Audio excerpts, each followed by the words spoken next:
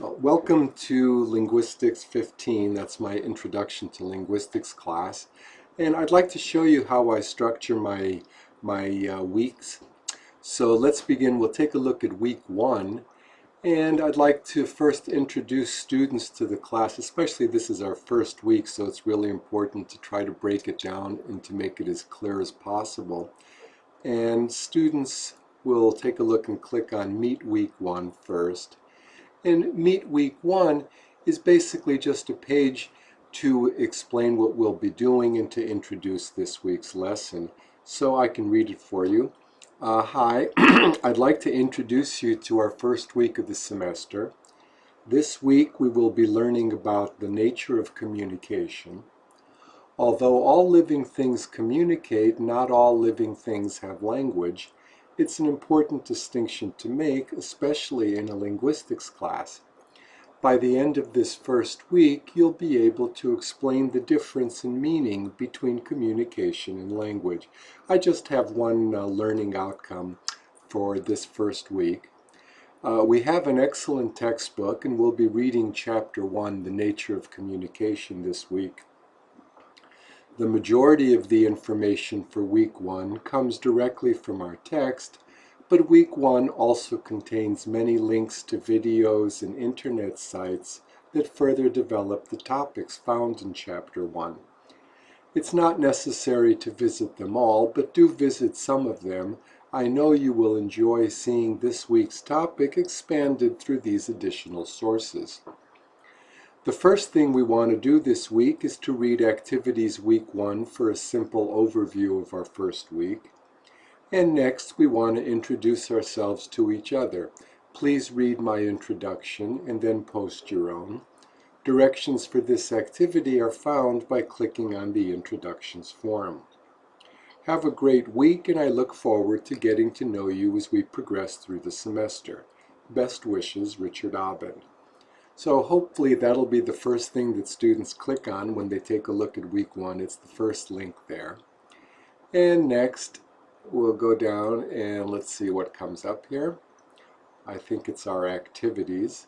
I like to show people the activities for the week in a more simple format also, so they can, just get a quick idea of an outline of what we'll be doing. So for example, they'll click on Activities Week 1, and here's our list of activities. Read the chapter, there's a form for introductions, there's a question and comments form. If they have any questions about anything, they can post them there. There's a practice quiz that's at the end of the chapter, and that has an answer key in it. I ask people to do that review of terms and concepts before they take the quiz. And then the final step of the week is to complete number 5, the Chapter 1 quiz by 11:55 p.m. of week 1. So, next is the introductions form. And there it is. And I introduce myself. I ask them to introduce themselves to each other. And of course to, in this case, respond to 2 other people's introductions so people can kind of get to know each other.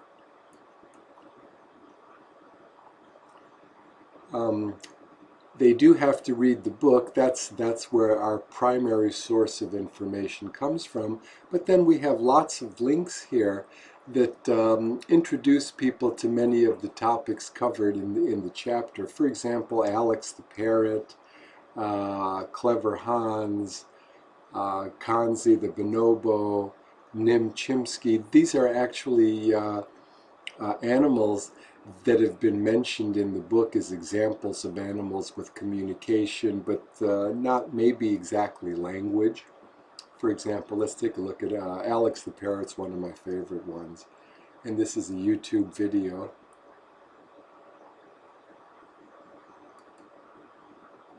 That's right, you're a good Alex boy. can answer different questions about the same object. Come on, how many corners? What shape? What shape?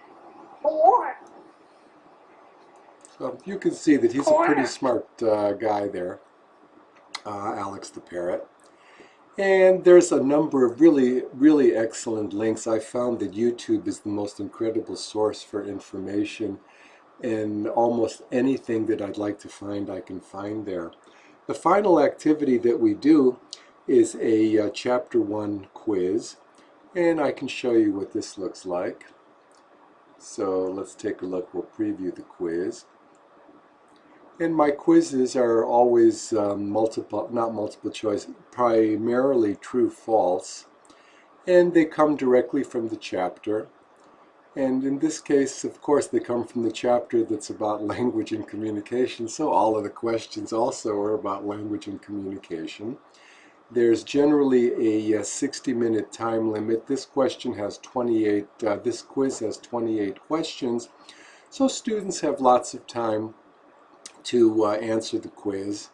And then also, once they submit the quiz, when they get the results, they'll be told if it's true or false, and also where to find the information on the page, so they can reference and find out for themselves what the answers are, why they're correct or incorrect, and also they'll be able to contact me if they have any questions about that.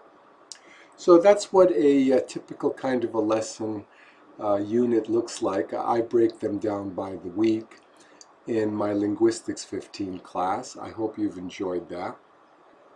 And if you have any questions, let me know.